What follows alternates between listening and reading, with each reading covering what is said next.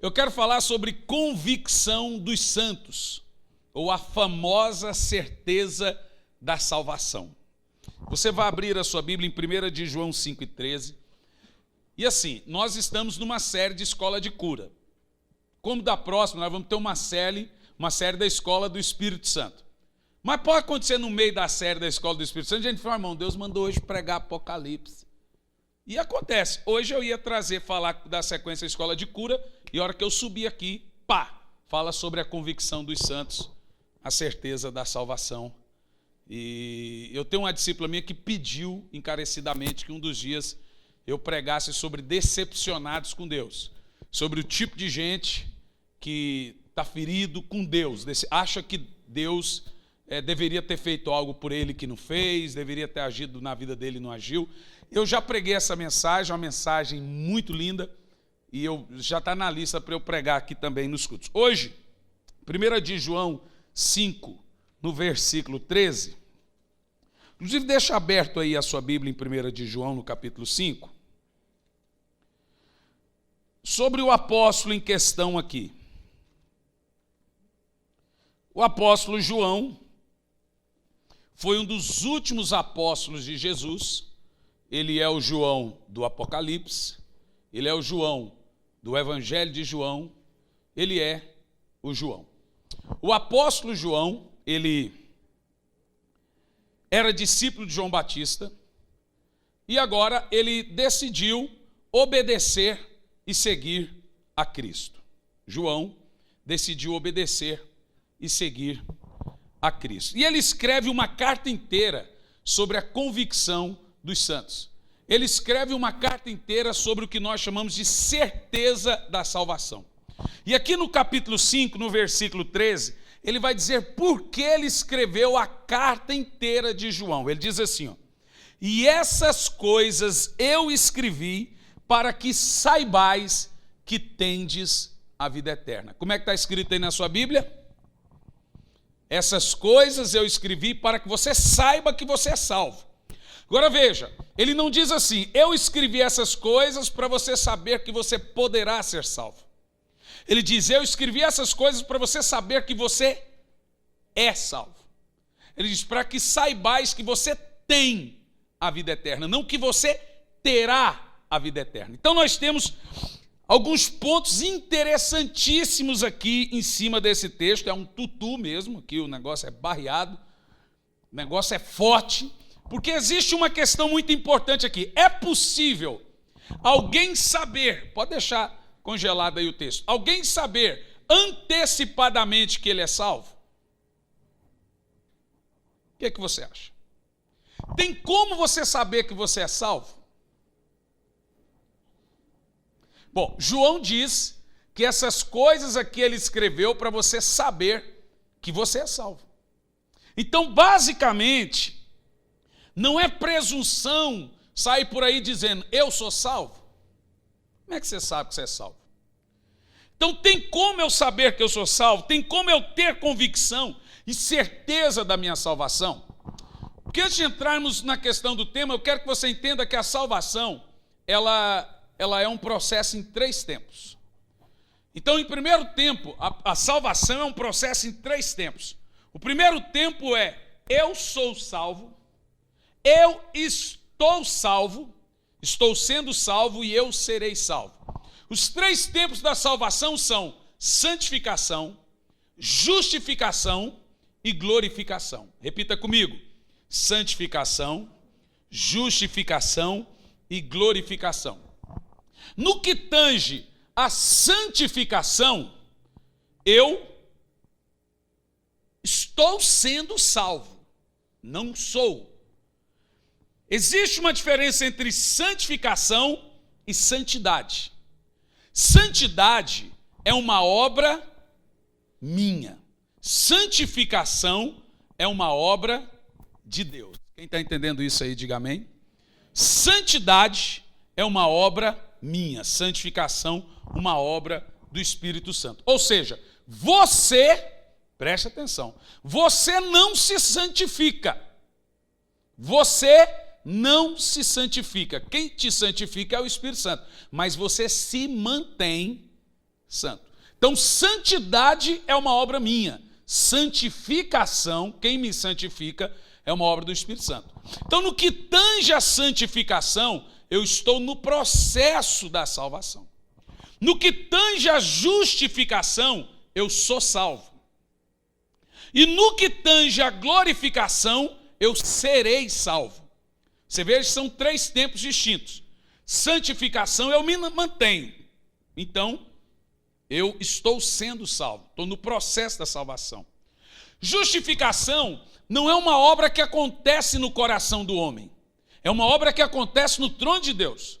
Justificação não é uma obra de Deus em mim. É uma obra de Deus por mim. Justificação aconteceu lá no céu, não na terra. Então a Bíblia diz em Romanos capítulo 5, no versículo 1, tendo agora, pois, sido justificado pela fé, tende paz com Deus. Ou seja, descansa o coração. Quem te justifica é o Senhor. Então, nesse ponto, você não tem que se preocupar. Ele te justificou, então a obra é a dele. Aquele que começa a boa obra é fiel para completar. Quem está entendendo, diga amém. Então, no que tange a justificação, como é uma obra dele, então eu já estou salvo. Amém? Agora, no que tange a glorificação, agora é uma obra por vir, eu serei salvo. Agora, quando nós falamos de convicção da salvação, é possível você saber hoje, aqui nesse culto, se você é um crente salvo ou não.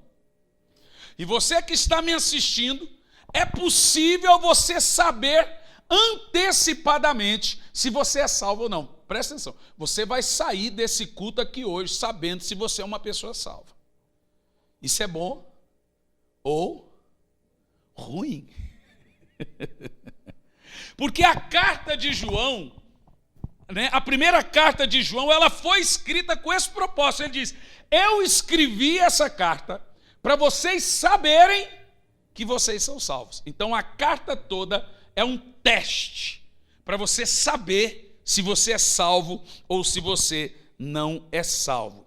Agora, por quê que nós temos, e é interessante você saber que você está salvo ou não? Veja em Romanos, capítulo 8, no verso 16. Hoje eu esqueci de dar os textos antecipadamente, então vamos ter que ter calma até entrar na tela. Mas em Romanos 8 e 16 diz assim, presta atenção. O mesmo Espírito testifica com o nosso espírito que somos salvos. Olha aí, diz assim, o mesmo Espírito testifica ao meu espírito que eu sou filho de Deus. Está vendo, senhor Haroldo? Veja que eu sei que eu sou salvo pelo Espírito. Ele testifica em meu espírito que eu sou filho de Deus. Então tem como saber que você é salvo. E nós sabemos disso pelo testemunho do Espírito Santo testificando ao meu espírito. Outro texto, 1 de João 5, no versículo 10. Só para você entender que tem como, e não só tem como, mas você deve saber que você é salvo ou que você não é salvo. 1 de João 5, no versículo 10, não tem esse? Essa Bíblia não tem João, mas diz assim. 1 de João 5 e 10 diz assim, quem crê no Filho de Deus, em si mesmo tem o testemunho. Percebeu? O texto diz que se você crê em Jesus, dentro de você, você sabe que você é salvo. Que você tem um testemunho dentro de si. Agora em Hebreus 12, verso 23, fala que nós somos a Assembleia dos Santos, que já está escrita no céu.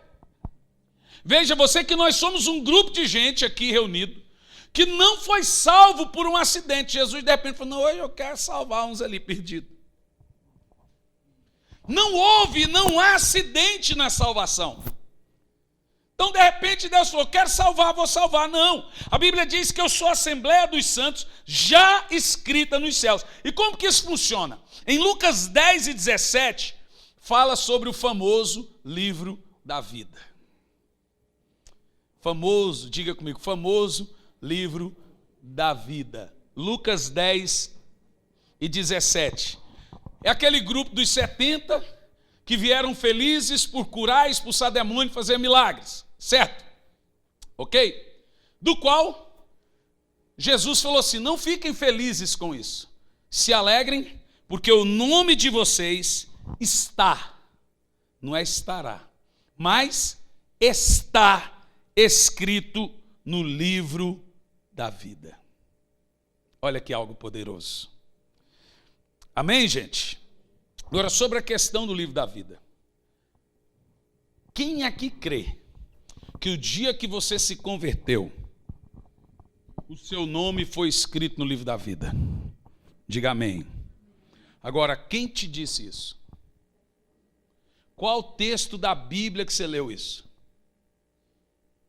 Então, se você crê que no dia que você se converteu, o seu nome foi escrito no livro da vida, dá para contar o dia que o seu nome foi escrito no livro da vida. Então, basicamente, quem aqui tem mais de 20 anos que o seu nome está no livro da vida?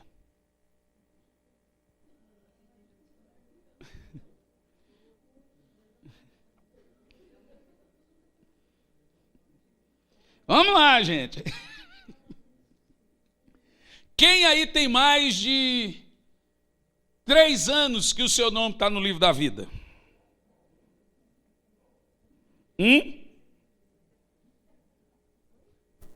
3 anos.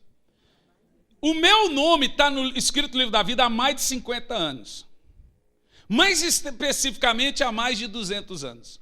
Mais especificamente, antes da fundação do mundo. Veja o que diz a Bíblia em Apocalipse, no capítulo 3, no versículo 5.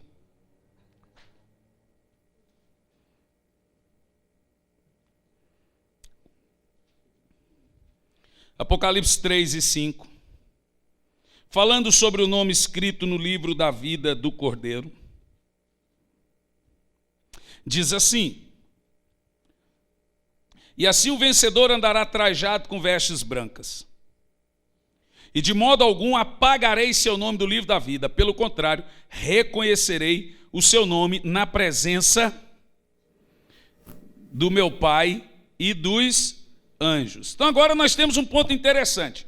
O nome é escrito no livro da vida do Cordeiro, mas ele também pode ser apagado do livro da vida. Quem está entendendo? Ele também pode ser apagado. Mas a questão, quando o nome é escrito no livro da vida do Cordeiro? Quando esse nome foi escrito no livro da vida do Cordeiro? Vamos lá, Apocalipse 17, no versículo 8. E eu quero que você leia comigo em voz alta, quando o seu nome foi escrito no livro da vida. Porque a gente escuta alguns chavões. Tem gente que quando alguém vai se converter, faz o povo repetir. Repita comigo: Senhor, escreve meu nome no livro da vida. Quem já viu isso? Mas vamos ver o que a Bíblia fala. Põe lá, Apocalipse 17, no versículo 8. Vamos ler em voz alta. A besta que vistes era e já não é, e está para subir do abismo, e caminha para a perdição. E os habitantes da terra, lê em voz alta.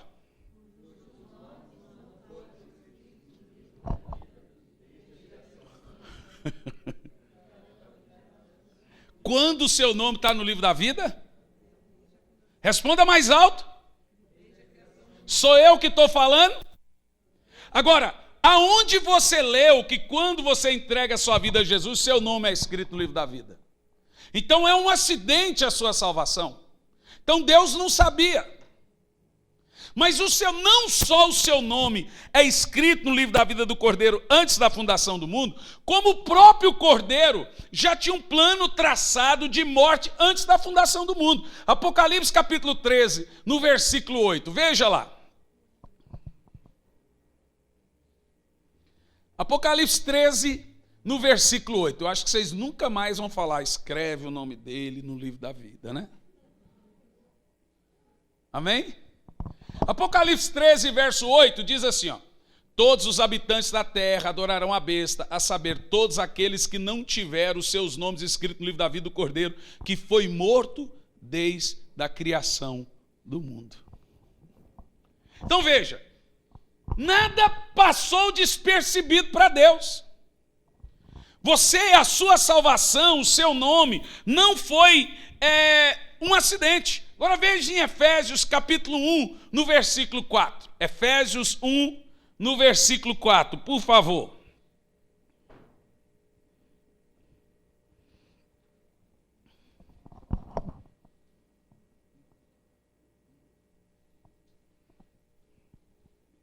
Porque o Senhor nos elegeu nele. Não, mas leia mais alto, por favor. Porque o Senhor nos elegeu nele antes da fundação do mundo para sermos santos e irrepreensíveis em sua presença. Essa é a sua salvação, sem acidente. Então Deus agora decidiu, vou salvar fulano. Ah, não, hoje não. Mas talvez vou salvar ciclano. Ah, também hoje não. Veja, a salvação foi um projeto muito bem elaborado por Deus. Você é salvo antes da fundação do mundo e já é glorificado na consumação de todas as coisas. Romanos capítulo 8, no versículo 31, veja o texto, para você entender. Então, nós temos 3 tempos na salvação, amém? 3 tempos. E nós temos 2 tempos contados, e um tempo contado e 2 tempos incontados. Preste atenção. A Bíblia usa um termo que se chama de eternidade passada e eternidade futura. O que é eternidade passada e eternidade futura? Deixa-me te explicar. Antes de Adão cair, não existia tempo, existia eternidade. Quando Adão caiu, passou a existir o tempo, uma linha. Quando a Bíblia chama de eternidade passada, é a eternidade de Adão antes dele cair. A eternidade do homem antes dele cair. Agora, essa eternidade foi quebrada por causa do pecado e passa a ter uma linha chamada linha cronológica, o tempo Cronos, que é o tempo do homem. Jesus está do outro lado, na nossa eternidade futura. E ele vai ligar o tempo do homem com o tempo de Deus e a eternidade voltará a ser contada. Para nós, porque a de Deus ainda é eterna. Deus não caiu, só o homem caiu. Então, toda vez que você ouve o termo eternidade passada, é antes do homem cair. Eternidade futura é agora na glorificação. Veja o que a Bíblia fala. Romanos 8, no verso 30. 30. Eu falei 31? Eu estou bêbado. Diz assim, e aos que predestinou, também chamou. E aos que chamou, justificou. E aos que justificou, glorificou. Em qual tempo está todo esse texto aí? Tudo já aconteceu. Não está dizendo vai glorificar, vai justificar. Está dizendo que tudo ele já fez. Aos que chamou, aos que predestinou, chamou. Aos que chamou, já justificou. E aos que justificou, já glorificou. Veja você, seu Haroldo, que mesmo a glorificação sendo um processo futuro, lá da glória, o Senhor já me chama de glorificado. E por que ele me chama de glorificado? Porque não há acidente na nossa salvação. Jesus não morreu por você para quem sabe você ser salvo. A salvação de Jesus não é uma salvação, quem sabe, ela é uma salvação eficaz. Quem está entendendo o que eu estou dizendo? Aí você fala, mas se acontecer de um crente salvo não ser salvo, não era salvo. Pedro explica, estava entre nós, mas não era dos nossos. Se fosse, tinha permanecido. Agora, pode o justo cair? O que a Bíblia fala sobre isso? Pode. Ele pode cair um monte de vezes, mas todas as vezes Deus o levantará. Justo não fica prostrado, mas justo peca, justo cai, justo fica anos desviado, mas ele volta para os caminhos do Senhor. E aqueles que não voltaram? Não tiveram um novo nascimento. Eles tiveram um encontro religioso com Deus, mas não um encontro com Deus. Porque aquele que conhece o Senhor, Jesus disse, as minhas ovelhas ouvem a minha voz e me seguem. Quem bebe dessa água nunca mais terá sede de outra água. Isso é muito profundo, gente. Quem está entendendo, diga amém. Agora, existem 2 pontos na questão da convicção da sua salvação. 2 pontos graves, 2 pontos sérios. Primeiro ponto, a falsa certeza da salvação e a falta da certeza da salvação. Primeiro ponto, a falsa certeza da salvação e a falta da certeza da salvação. Tem um grupo que diz que está salvo. E tem um grupo que pensa que não está salvo. As duas são perigosas. É perigoso você não ter certeza da salvação e é perigoso você ter uma falsa certeza de salvação. Como é que a gente tem que fazer então? Tempo desse eu vi um pastor pregando. Ele disse assim, veja bem, eu vou usar um diatribe. Diatribe é quando você tem um personagem fictício, que você cria um personagem, mas aquele personagem não existe. Também não é um poquimônio não, viu? Um picomônio. Também não é um picomônio, também não. Mas o diatribe é uma arte da retórica. Você falar, fulano disse, mas aquele fulano não existe. Você cria um personagem. Então eu vou usar um diatribe agora. O personagem que eu vou usar agora seria esse pastor que disse isso. Falei assim, irmãos, um crente foi crente 35 anos. E lá, 5 minutos de tentação, ele foi para um motel com a mulher lá, que não é dele. E lá no motel, ele deu um piripaque e morreu. Veja, ele foi um bom crente por 35 anos. Mas por algum lá, não sei o que lá, ele foi tentado e ele foi para o motel. E lá no motel ele morreu. Esse cara vai para o inferno? Responda. Responda. Claro que não, gente. Bom, um diatribe, não sou eu que estou falando. Vocês não se esquecem disso, gente. Vocês não se esquecem que eu usei um personagem. Ok? Quem está entendendo? E eu estou citando o pastor, que aí aquela multidão diz, claro que vai para o inferno. O pastor diz, claro que não. Ele vai chegar no céu com a calça na mão ainda. Você imagina o papelão do cara chegando no céu com as calças arriadas. Ô papai, o que eu estou fazendo aqui, papai? Você veja que essa é uma falsa certeza da salvação. Esse é um evangelho desgraçado. O que nós costumamos chamar de hipergraça. O que é hipergraça? É a graça vale tudo. Hoje eu vi um camarada que escreveu que a graça é de graça. Eu acho que essa graça que ele fala que é de graça é desgraça. Porque a graça não é de graça, apesar de ter sido de graça. Eu ganho um Rolls Royce de $1,5 milhão, mas eu ganhei. Não, esse foi um diatribe bom. Eu ganhei esse Rolls Royce, não paguei 1 centavo pelo Rolls Royce. Ainda assim, ele custa $1,5 milhão. Mas eu não paguei nada. É assim que você compreende a graça. É a diferença de custo e de preço. Para mim teve custo 0. Mas o preço dele ainda é altíssimo. Apesar da graça não ter nos custado nada, ela ainda é cara. Ela custou o sangue do Senhor Jesus. Como que ela pode ser barata? Como que ela pode ter...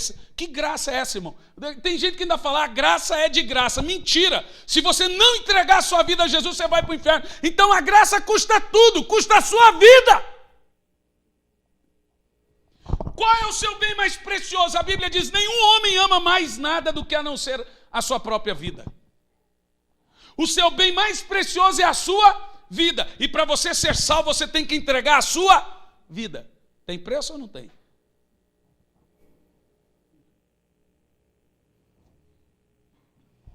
Então, basicamente falando, eu quero traçar esses dois paralelos sobre a falsa certeza da salvação e a falta da certeza da salvação. Em primeiro lugar, qual é o perigo de caminhar num cristianismo sem saber que é salvo?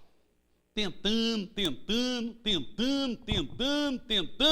A Bíblia diz que qualquer que tentar salvar a sua vida, perdê-la. Então pare de tentar.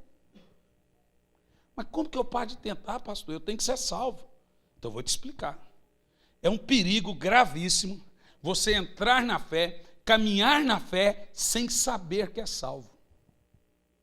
Quais são os perigos? Primeiro perigo, Salmo 51:12. Todo aquele que não sabe que é salvo, ou vive tentando, ele não tem alegria da salvação. Ele não desfruta. Aquilo que você não conhece, você não desfruta. Você só desfruta daquilo que você conhece. Se você não sabe que você é salvo, você não desfruta da alegria de ser salvo. O salmista diz assim em Salmo 51:12: torna-me a dar a salvação. Amém? Gente, de acordo com a nossa teologia, Davi perdeu a salvação por ter matado Urias, não perdeu? Você iria na igreja do pastor Davi da missionária Betseba? Talvez Davi não serviria de ser líder de célula na maioria das igrejas, não é? Você vê, Davi era o maior fura-olho, é o maior fura-olho da Bíblia, não é, gente? Davi catou Betseba, e Betseba era linda de morrer. Mas é linda demais. Pastor, como é que o senhor sabe que Betseba era linda? Porque mulher feia não tenta ninguém, meu filho. Então eu tenho certeza que ela era muito bonita. No entanto, Davi matou o marido para ficar com ela. Usou do seu poder de rei, que naquela época, se o rei chamasse, não importa se era casado, ela não podia dizer não, o problema era do rei. Não foi assim no caso de Abraão, quando o rei do Egito pegou Sara, ou Sarai até então, e Deus teve que intervir, porque Sarai não pôde recusar que o rei queria dormir com ela. Aí Deus teve que intervir e impedir aquela tragédia de Sarai dormir lá com o rei do Egito. Davi usou do seu poder para fazer checho com Betseba. E o que aconteceu? Aconteceu que agora Davi perdeu a salvação, gente. Perdeu? Não é o que a Bíblia diz. A Bíblia diz que ele perdeu a alegria da salvação. Davi tinha certeza ou não tinha? Agora, na nossa teologia, ele perderia a salvação. Mas, biblicamente falando, Davi perdeu o prazer de ser salvo. Quando você não tem convicção de salvação, ou a falta da certeza da salvação, você não desfruta da alegria de ser salvo. Você fica sempre pensando, porque tem crente que é assim, né? O negócio dele é assim, ó. Deus anda com a prancheta. Mentiu, apaga o nome dele. Pediu perdão, escreve de novo. Estou mentindo, gente, não é assim? Não, fala sério. É assim ou não é, gente? É o bem me quer, mal me quer. Não, ó, enganou o irmão lá, apaga.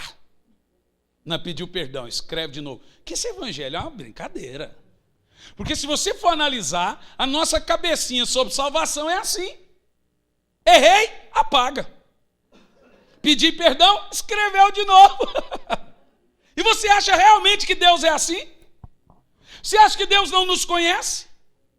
A Bíblia diz que aquele que começou a boa obra é fiel para completar. Você acha que Deus está aqui brincando? Não, apaga agora o nome dele. Não, agora escreve de novo. Você acha que é assim, gente? Não é. Não é assim. Então é uma crise, e eu quero que você entenda que nós não cremos que o cara pode ficar no boteco, na boate, fazendo o que quiser, que importa o que aconteça, ele está salvo. Já disse a você que não cremos nisso. Bom, sobre o diatribe do pastor lá, eu não creio igual ele, eu esqueci de dizer isso, ponto. Aquele camarada que estava no motel e morreu, foi lá, eu acredito que ele estaria no inferno. Ok? Quem está entendendo o que eu estou falando? Deixando claro isso antes de você falar. Ufa! No entanto, o pastor acredita que ele está no céu. Eu já não creio assim. Mas eu acredito que o evangelho também não é essa brincadeira. Pecou, apaga, pediu perdão, escreve. Pecou, apaga, pediu perdão, escreve. Ora, que Deus é esse que é sempre pego de surpresa? Que não conhece a minha natureza? Fala para mim, que Deus é esse que o sangue de Jesus é só uma brincadeira? Deus não sabe que você não vale nada, irmão. Deus não sabe que você não vale arroz que come. Então, como é que funciona? Aquele que não tem certeza da salvação, ele vive num pânico. Se eu morrer agora, olha meu pai torcendo para o Corinthians, morrer agora, eu vou para o inferno, meu Deus do céu, que time desgraçado. Camarada que não tem certeza da salvação, ele pensa que a qualquer hora, se o avião dele cair, ele vai para o inferno. Ele não tem alegria da salvação. Ele pensa que a casa está caindo para ele. Ele não desfruta desse prazer de ter Jesus. E o segundo problema de não ter certeza da salvação, não só não desfruta do prazer de ser salvo, como também ele não desfruta do amor de Deus. Existem muitos cristãos, gente, que não estão firmes no amor de Deus. Em Judas, versículo 20, pois só tem um capítulo, Judas fala que aquilo que nos mantém firme é o amor de Deus. Ele fala assim: mantenham-se firmes no amor do Senhor. Agora tem muita gente ainda salvo, ele pode estar de idade, completamente salvo e ainda ter dúvida do amor de Deus por ele. Tem gente que pensa que Deus está sempre num quartinho, com raiva, querendo torrar a cabeça dele com super raio. Tem gente que pensa, a qualquer hora dessa, Deus vai me punir, Deus vai acabar com a minha raça. Então Judas diz: edifiquem-se, porém, amados, na santíssima fé que vocês têm. Epa, mas peraí, gente, essa Bíblia é outra Bíblia. Bom, ali ele estaria, era para ele dizer, estejam firmes no amor de Deus, mas a versão está sendo outra. Mas é mais ou menos isso. Mantenham-se no amor do Senhor. Fiquem firmes. Estejam de pé no amor de Deus. E quando eu falo do amor de Deus, gente, uma coisa que eu aprendi sobre o amor de Deus, em primeiro lugar, ele é o sentimento mais mal interpretado da Bíblia. Uma irmã chegou em mim esses dias: pastor, eu não me sinto amada por Deus. Falei: irmã, eu também não. Mas o senhor não se incomoda com isso? Mas de jeito nenhum. Porque o amor nosso é um sentimento. O amor de Deus é uma revelação. Você não se sentirá amado por Deus nunca. Você tem que crer. Deus não se comunica com sua alma. Deus se comunica com seu espírito. Olha aí, Romanos 5, versículo 5. Para você entender sobre o amor de Deus, você tem que crer que Deus te ama. Você não tem que esperar sentir, você tem que ter fé no amor de Deus. Tem que crer nisso. Romanos 5 e 5 diz assim, ó: e a esperança não nos decepciona, porque Deus derramou o seu amor em nossos corações, ó, uau, por meio do Espírito Santo que nos foi concedido. Como é que você tem o amor de Deus? Por sentimento? Sentindo? Você tem o amor de Deus por causa do Espírito Santo. Então não espere sentir-se amado, creia. Você nunca vai ter um frio: ai, eu estou sentindo. Não vai. Você tem que crer nisso, você tem que confiar. E outra, uma coisa que eu aprendi sobre o amor de Deus: Deus não me ama por minha causa. Ó, então veja, nada do que você fizer de bom vai fazer Deus te amar mais. E nada do que você fizer de ruim vai fazer Ele te amar menos. Sabe por quê? Porque o amor de Deus por mim não está ligado a nada do que eu faço. O amor de Deus por mim é por causa dele. Deus me ama por causa dele. Deus não me ama por minha causa. Por isso que eu não espero sentir o amor de Deus. Eu sei que Deus me ama. Cantaram até Voz da Verdade aqui hoje, por que eu não posso cantar isso? 2 Coríntios 4, versículo 5, diz assim, ó. Olha o que diz a Bíblia. Eu espero que isso mude o seu conceito cristão, que você tire todo o jugo das suas costas e passe a confiar mais no amor de Deus e na sua salvação. Quem está salvo aqui? Veja, 2 de Paulo aos Coríntios 4, versículo 5, diz assim: pois nós não pregamos a nós mesmos, mas a Jesus Cristo, o Senhor, e a nós como escravos de vocês, por amor de Jesus. Na minha versão diz que nós somos servos do Senhor por causa de Jesus. Por que Deus nos ama? Por causa de Jesus. Então veja, não importa o que eu faça, o amor de Deus é incondicional. A salvação é limitada. O amor é incondicional. O amor é pelo mundo todo. A salvação é restrita. É aí que está a questão. As pessoas, os universalistas, sabem que Deus ama o mundo. Então eles pensam que por Deus amar o mundo, Ele não vai mandar todo mundo para o inferno. Aí é o engano. Veja João 3,16. Põe na tela. Esse texto é importante. Nós encontramos aqui 2 pontos interessantes. Primeiro ponto, o amor de Deus é incondicional pelo mundo todo. Mas a salvação é limitada. É limitada a quem crer. João 3,16 diz, porque Deus amou o mundo todo. Diga amém. Deus amou quem? Então aí está o amor ilimitado de Deus. Agora veja a salvação limitada. Para que todo aquele mundo todo seja salvo? Para que todo aquele que nele crê seja salvo. Você percebeu?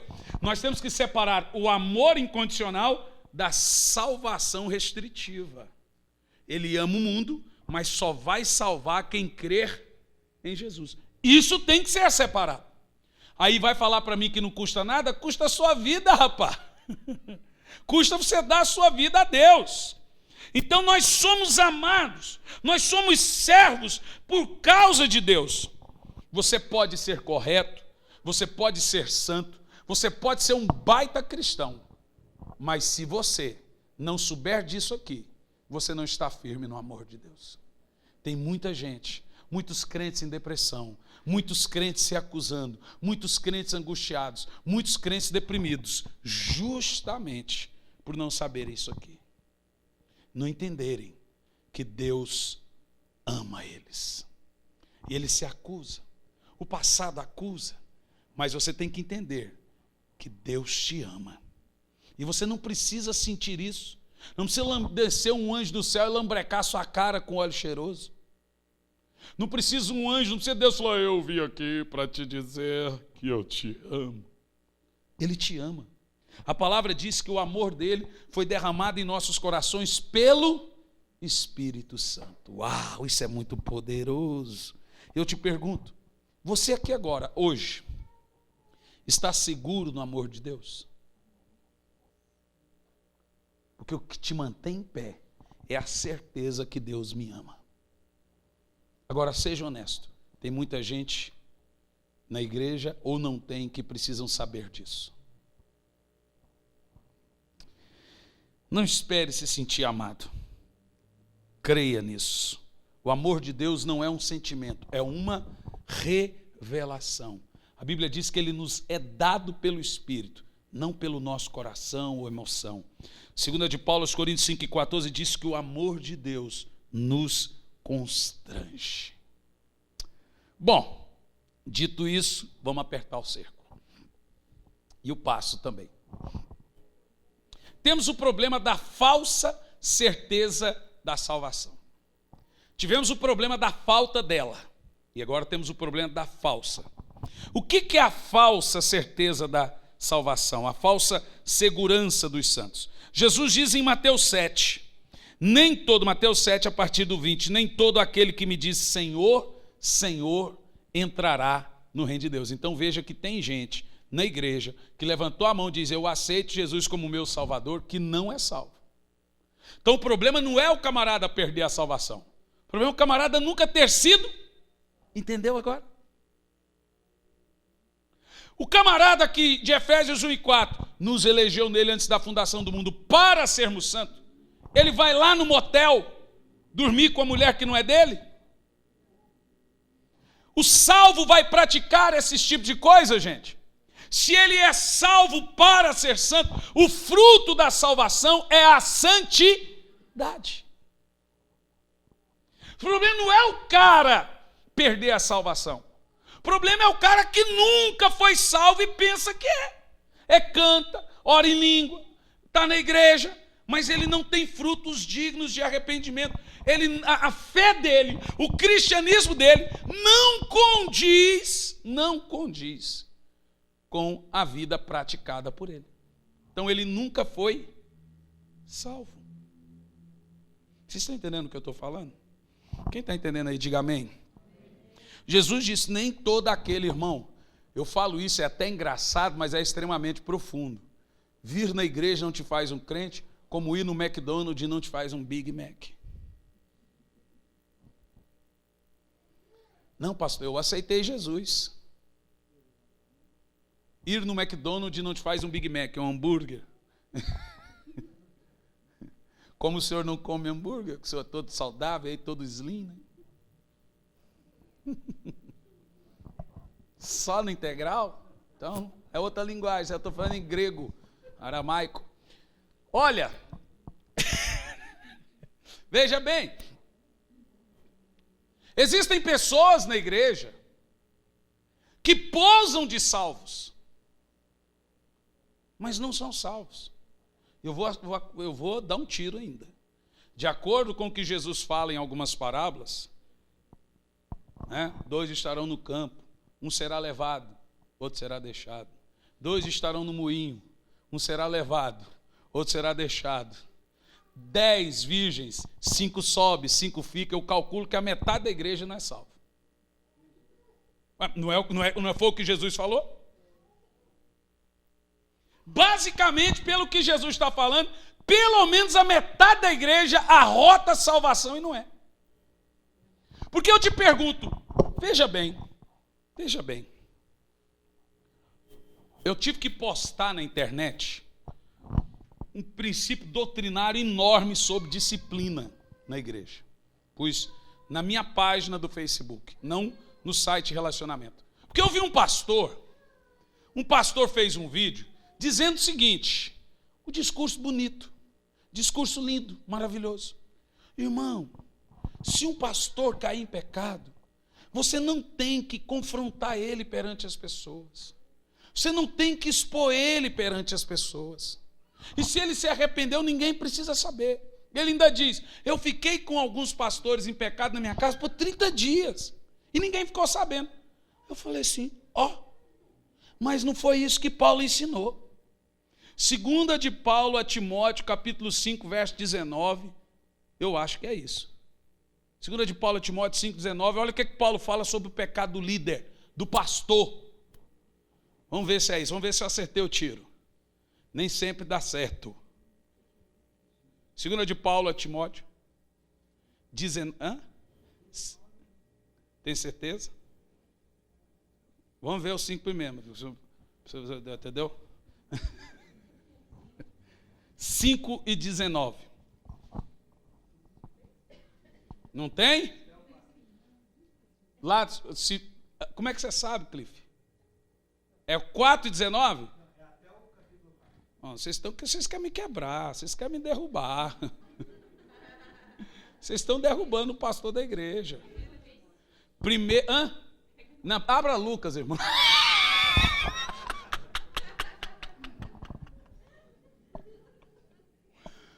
Bom, Paulo diz o seguinte, enquanto a minha esposa acha ali para mim o meu ponto eletrônico. Paulo diz o seguinte, não aceite acusação contra os presbíteros da igreja, se não for por 2 ou 3 testemunhas. Qual o texto? Então é primeiro, eu só errei o número 2. 1 Timóteo 5,19. Olha o que Paulo fala sobre disciplina. Como é sério, gente, você está seguindo alguma coisa que não é bíblico. Porque hoje até os bons pregadores, pastores, estão distorcendo as doutrinas. Olha o que Paulo fala. O bom pastor, que esse pastor falou, isso é um bom pastor. Ele falou assim, não, gente, você não tem que expor o pastor quando peca. Isso é um absurdo. E o povo bate palma. É isso aí, concordo. Mas olha o que Paulo fala. Não aceite acusação contra presbítero se não for apoiado por 2 ou 3 testemunhas. Agora Paulo tem o cuidado, não é qualquer pessoa que vem falar de pastor que você deve ouvir. Mas olha o que ele fala no próximo texto. Prossegue. Os que pecarem deverão ser repreendidos sem ninguém saber. Você vê que o camarada só distorceu um dos principais fundamentos doutrinários da Bíblia. Ele falou, não, Paulo fala, a Bíblia fala, confronte o pastor que peca diante de toda a igreja, porque ele não pecou, ele peca também contra a igreja. Quando o pastor peca, ele peca contra a igreja. Paulo fala, confronte ele em público. Aí o irmão vai lá com um discurso bonito e fala, não devemos fazer isso. Agora veja o perigo que o povo corre, de ouvir coisas que são bonitas, mas não são bíblicas. Paulo diz que os que pecarem deverão ser repreendidos em público. Por quê? Para que toda a igreja tenha temor. É nisso que nós temos pautado a nossa comunidade em 4 anos. Dói, envergonha, mas é o que a Bíblia manda. O que as igrejas fazem? O cara pecou aqui, ele só troca ele de lugar ali, sem ninguém saber, dá um jeito, dá um quiai ali, ninguém sabe o que aconteceu.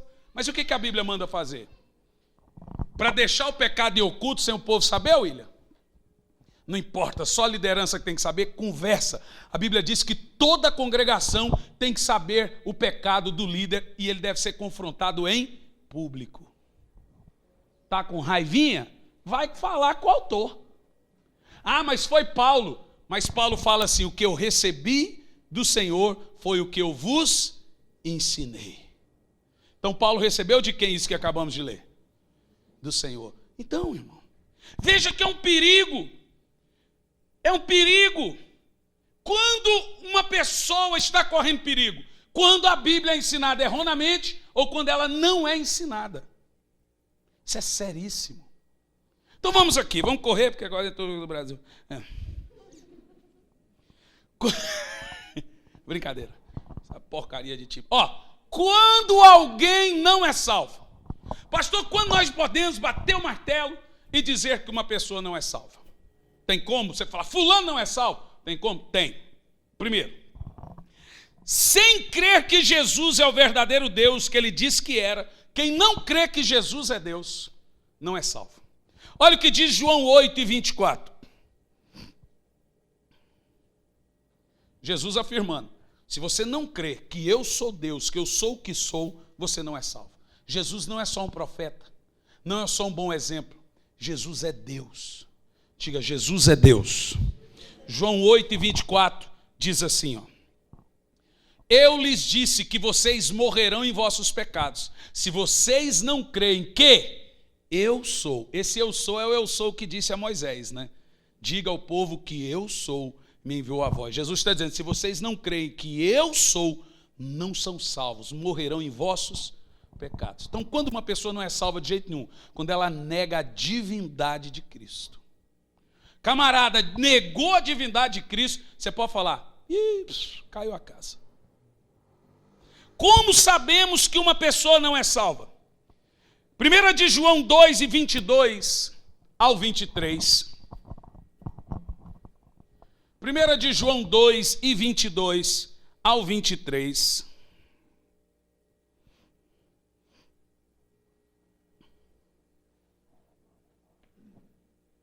Diz assim, todo que nega o filho, também não tem o pai. Quem confessa publicamente o filho, tem também o pai. Agora olha o verso, esse é o 23, né? Não, põe o 22 também. Quem é mentiroso, senão aquele que nega que Jesus Cristo é o Cristo? Deixa-me te explicar. Cristo é o título, Jesus é o nome. Cristo é o Deus. O certo não é Yeshua Mashiach, é Yeshua HaMashiach. No hebraico, a letra H é uma preposição, é Ha. Quando você pega o nome Espírito Santo, é Ruach HaKodesh, é Espírito o Santo. O Espírito é o Santo. Jesus é o Cristo, é uma preposição. Quando você lê Jesus é o Cristo, você está dizendo que Jesus é Deus. Porque foi o Cristo que se encarnou em Jesus. O Cristo é eterno. O Jesus foi o que nasceu. Então você tem que crer que aquele que nasceu é o Cristo do Velho Testamento, que aparecia sempre. A Bíblia diz, quem é mentiroso, senão aquele que nega que Jesus é o Cristo. Este é o anticristo, aquele que nega o Pai e o Filho. Uau!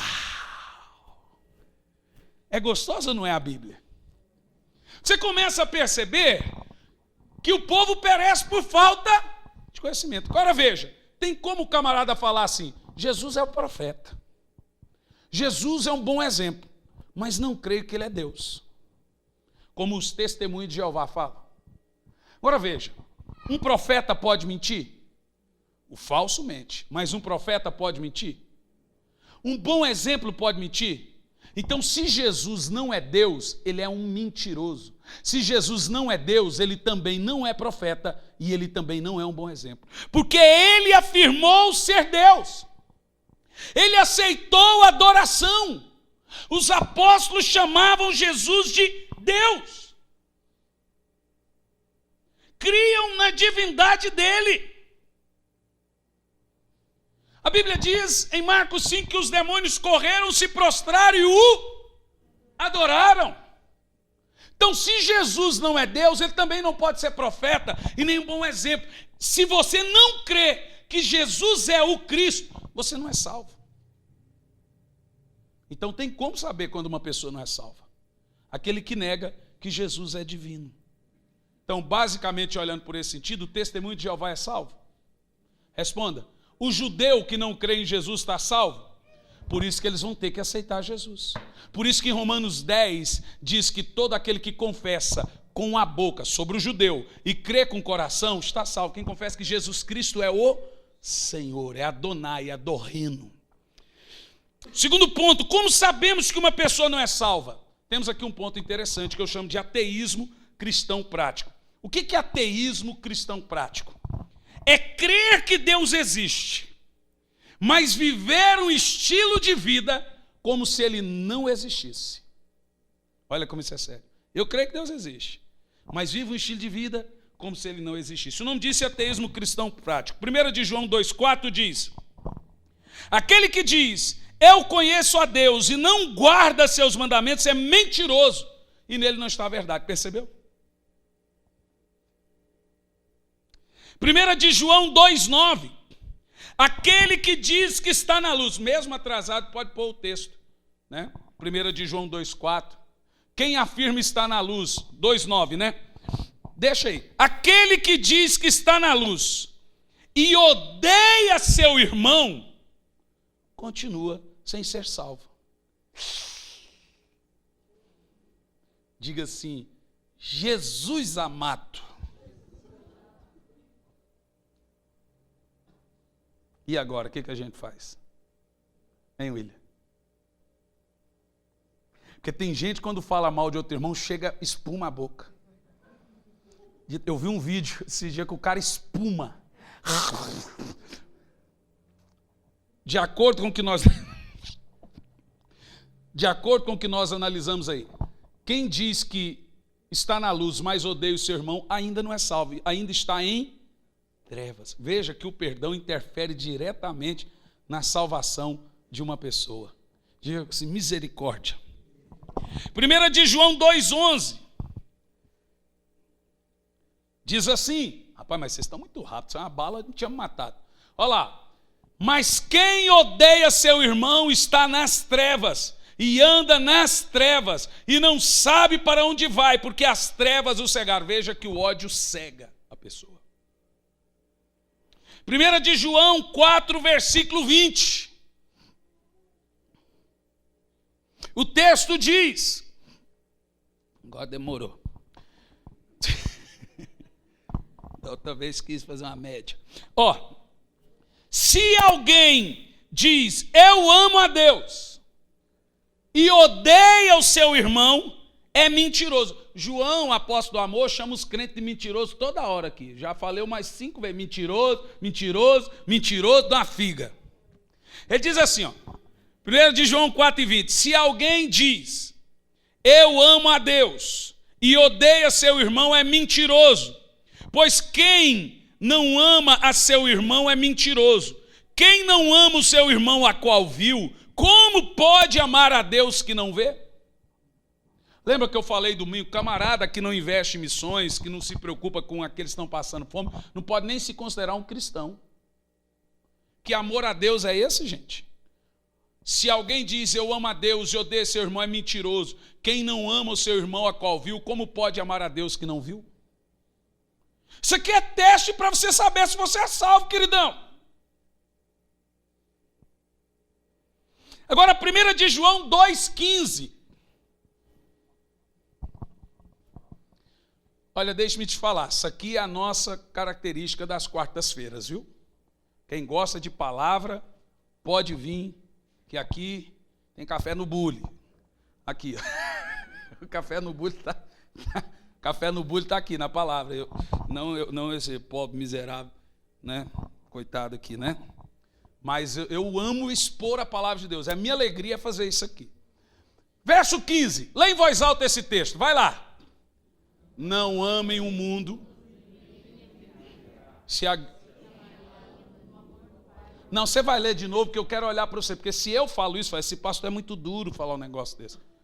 Mas veja, o apóstolo do amor falando. João está falando o seguinte: quem ama o mundo, Deus não ama ele. Pronto, simples assim. Leia lá, vai lá.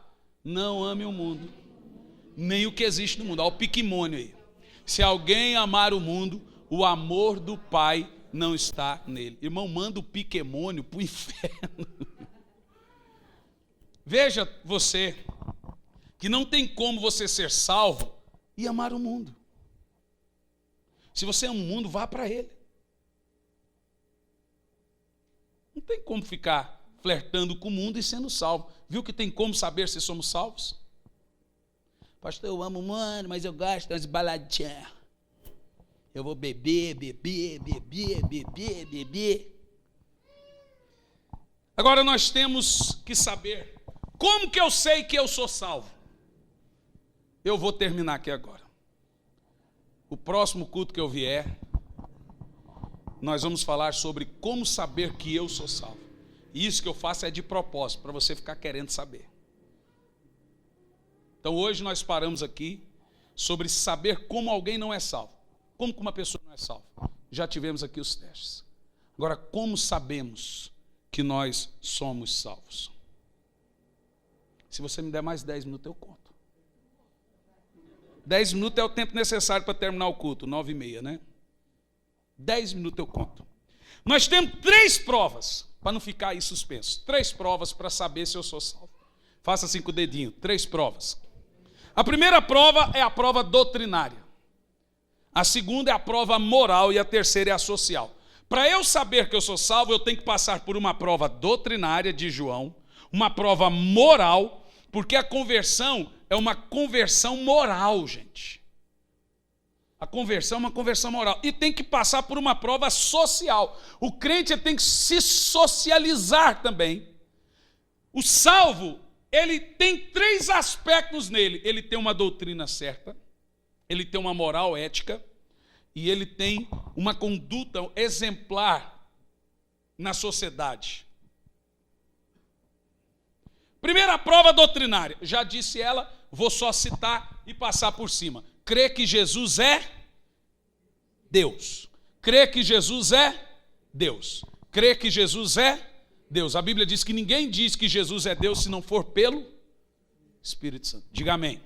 Não é dizer que Jesus é Deus, é crer. E a palavra aqui é entender. Então não é só dizer que crer, não é fé na sua fé, é entender o que você diz que você fala.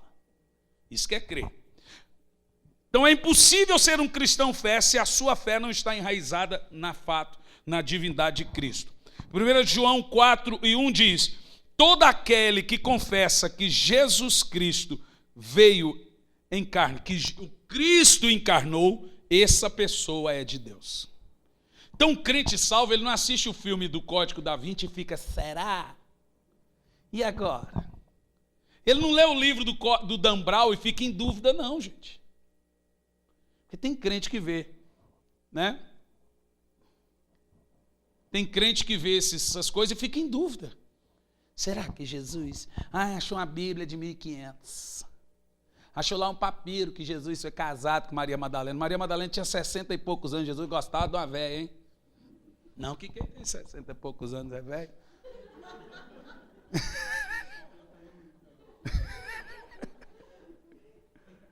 Jesus gostava. Ô, irmão, me empurra. Segundo, prova moral. Prova moral. Como que você sabe que você é salvo? Sua moral. Pelos meus frutos me conhecereis. Repita isso. Quais os frutos que você está gerando que você sabe que você é salvo? Porque a Bíblia diz que quem crê no Filho de Deus em si mesmo sabe que é salvo. Então, prova moral. 1 de João 1,6. Esse texto eu quero que vocês leiam comigo. 1 de João 1, versículo 6. Você sabe que você é salvo? Olha esse texto.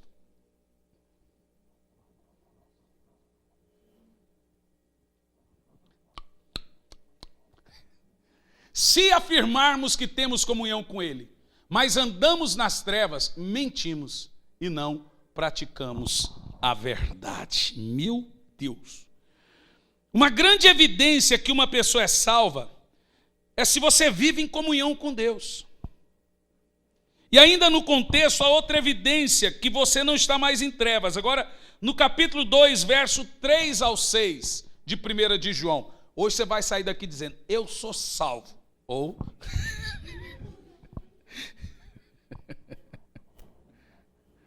eu creio que todo mundo até agora está sabendo que é salvo. Tem que mudar umas coisinhas, só umas coisinhas, mas você é salvo. Amém ou não amém? 1 João 2, versículo 3 ao 6. Versículo 3 ao 6. Sabemos que o conhecemos, se obedecemos seus mandamentos. Aí o engraçadinho olha para mim, William, diz o seguinte, mas se a gente obedecer a Bíblia, a gente não vai viver. Mas a Bíblia diz que se você não obedecer a palavra de Deus, você não é salvo. Prossegue o texto, verso 4. Aquele que diz eu conheço, mas não obedece os seus mandamentos, eu acho que João xinga de umas 980 vezes de mentiroso. É mentiroso e a verdade não está nele. Prossegue, verso 5. Mas se alguém obedece a sua palavra, nele verdadeiramente o amor de Deus está aperfeiçoado. Dessa forma sabemos que somos salvos. Ele ainda diz, dessa forma sabemos que estamos nele, ou seja, que somos salvos. Como que eu sei que eu sou salvo? Obedecendo a palavra de Deus. É lamentável ver que os cristãos não pautam a sua vida por isso. Irmão, eu não quero que ninguém fique nessa igreja porque você é meu amigo. Porque você gosta de mim, da minha família, porque você criou um laço de amizade. Você pode ser meu amigo sem ser dessa igreja. Mas eu quero que você fique aqui, se você quer ouvir a palavra de Deus. Porque tem pessoas que às vezes elas ficam em lugares onde a palavra não é pautada ou distorcida. Mas eu sou amigo, não sei o quê. Continue amigo. Tem uns que não querem. Tem uns que falam assim, se eu não sirvo para ser seu pastor, não quero ser seu amigo. Fala ou não fala? Teve um que foi pedir a bênção do pastor para ir para a nossa igreja lá em Campo Largo, o pastor falou assim, você vai morrer. Em 15 dias você vai morrer. Desejou a morte do irmão.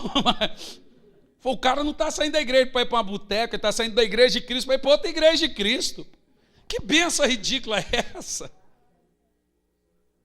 Irmão, o negócio é o seguinte, quando o irmão chega lá na minha igreja e fala, pastor, meu tempo aqui acabou. Falou, querido, eu fico triste. Vou orar para onde você está indo, dá errado.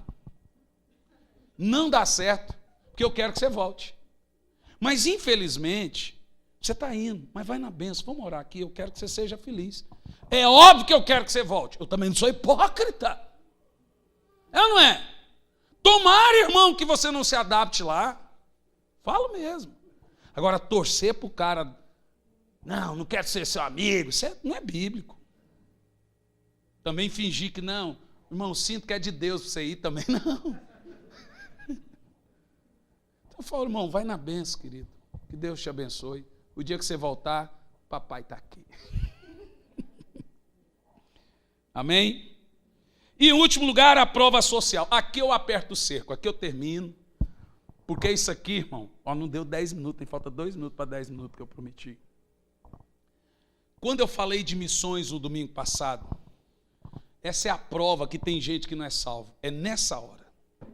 Na hora de ajudar o próximo, na hora de abrir a mão, na hora de pensar nas outras nações. Olha lá, prova social. 1 de João 2,15. Isso aqui eu vou ter que pregar mais vezes. Eu sei que está transmitindo, não está transmitindo? Eu vou matar meus 2 tecos de sonho. Queimar o computador. Né? Mas isso aqui eu vou pregar isso lá. Vou pregar lá. Porque tem gente que precisa ouvir isso aqui. Diz assim, ó. 1 João 2,15, prova social. Não ameis o mundo, nem as coisas que há no mundo. Se alguém ama o mundo, o amor de Deus não está nele. Agora, 1 de João 2,9, misericórdia. Prova social. Como que eu sou socialmente como um cristão? Porque doutrinariamente eu tenho que crer em Jesus como ele é.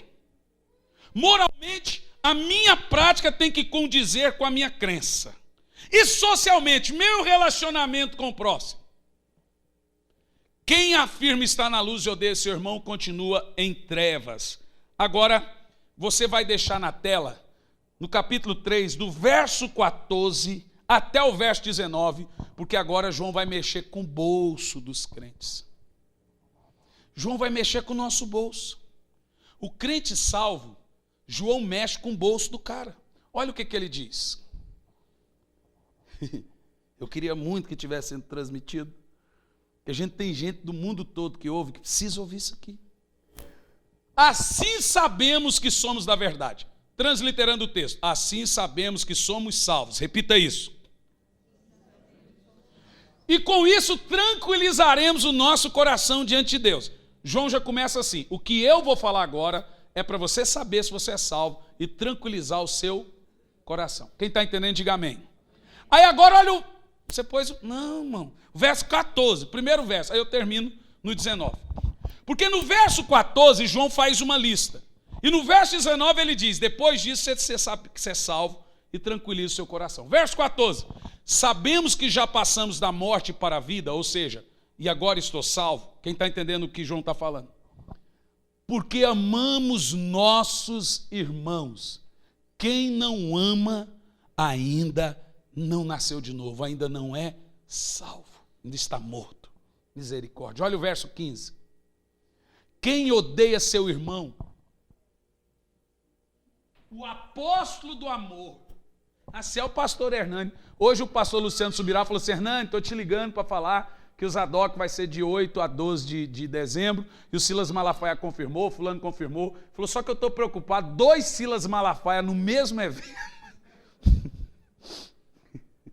2 doidos no mesmo evento, batendo no povo, quem vai aguentar? Ele falando, né? Mas se fosse o pastor Hernani, o pastor Silas falando isso, esse pastor é agressivo. Mas olha o que João fala. Quem não ama, quem odeia o seu irmão é um assassino. Agora, honestamente falando, quem aqui já teve vontade de esganar alguém alguma vez? Ou só eu? Ou quem não mente de jeito nenhum, levanta a mão. Quem levanta a mão, levanta a mão. Quem já odiou, teve raiva de alguém pelo menos uma vez na vida, levanta a mão. Olha o tanto de assassino. Não é? O tio Juarez, você que é Carminho. Tem que dar vontade. Sabe, né? Estava em Campo Largo agora, texto, pastor, estou querendo matar o meu marido, é pecado. Eu falei, não, irmão, pode matar. Não, pastor, mas aí eu vou para o inferno. Não, eu peço perdão para Deus no seu lugar. Mata logo. Estava brincando, é claro. Eu conheço ela e o marido, são amigos. Falei, mata logo esse miserável. Ó, veja, quem odeia o seu irmão é assassino. E vocês sabem que nenhum assassino é salvo. Tem vida eterna. Eu quero falar para você que está me assistindo pelo YouTube, que vai me assistir pelo... Você que está aqui agora assistindo, se você tem um problema com alguém, corra para se acertar. Isso é sério, não é brincadeira. Ah, pastor, mas fulano não quer falar comigo. Aí sua parte você foi. O problema é dele. Agora olha o verso 16. Nisto conhecemos que é o amor. Jesus deu sua vida por nós. E nós devemos dar nossa vida pelos nossos irmãos. Agora olha o 17. Eu quero que você leia. Leia o texto. Se alguém tiver dinheiro, recursos materiais, e vendo o irmão passar... Misericórdia, eu vou embora, terminado o culto. E vendo seu irmão passar necessidade, não se compadecer, como essa pessoa pode ser salva? Irmão, vocês entendem a minha crise aqui na igreja? Está falando não é de gente pobre, é de quem tem condição de ajudar e não ajuda. Esse tipo de gente tem que agora questionar a salvação dele. João ataca o nosso bolso ou não? Ataca ou não? Agora olha o verso 18. Filhinhos. E depois que é xingando mentiroso, filho do capeta, filho do diabo, aí vem com esse negócio de filhinho. Pô, João, se toca. Filhinhos, não amemos de palavras nem de boca, mas de ação e em verdade. Igreja que não faz missões não é igreja. Igreja que não faz social não é igreja. É banco. É reino pessoal. Agora o verso 19, João confronta. É nisso que sabemos que somos da verdade. E tranquilizaremos nosso coração diante de Deus. Pronto, está aí o teste da sua salvação. Diante do que você ouviu. Pastor, eu preciso mudar algumas coisas para saber se eu sou salvo. Não funciona assim. Se você mudar a sua vida, é porque você é salvo, não é porque você será. Inclusive, só consegue colocar em prática essas coisas quem tem a semente de Deus no seu coração. Por isso que avareza e cristianismo não são compatíveis. Vamos ficar em pé.